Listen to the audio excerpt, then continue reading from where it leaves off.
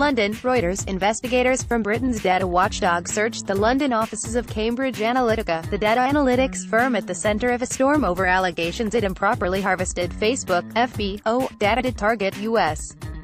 About 20 officials, wearing black jackets with ICO enforcement on them, arrived at the firm's central London offices on Friday evening soon after a High Court judge granted a search warrant sought by the Information Commissioner's Office, ICO. The officials concluded the search around 0300 GMT on Saturday. We'll now need to assess and consider the evidence before deciding the next steps and coming to any conclusions, an ICO spokesperson said in a statement.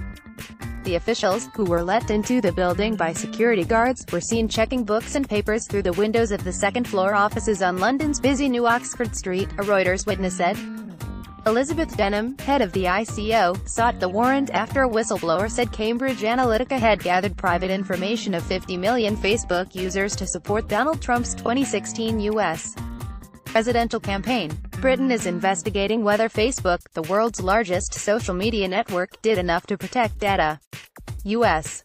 lawmakers on Friday asked Facebook chief executive Mark Zuckerberg to come to Congress to explain how the data got into Cambridge Analytica's hands, adding to pressure on the firm, which is under fire from investors and advertisers. The nameplate of political consultancy, Cambridge Analytica, is seen in central London, Britain, March 21, 2018. Reuters. Henry Nichols separately on Friday, Britain's Guardian newspaper said a former Cambridge Analytica political consultant had accused the company's management of misleading the British public about work it did for a pro-Brexit group before the vote to leave the European Union. Brittany Kaiser, a business development director at the company from 2014 until earlier this year, told The Guardian that Cambridge Analytica carried out data crunching and analysis work for Leave EU, while publicly denying it was doing so. Aaron Banks, a major donor to Leave EU, told the newspaper that Leave EU did not receive any data or work from Cambridge Analytica, although the UK Independence Party, which also campaigned for Brexit, gave the firm some of its data which the firm analysed.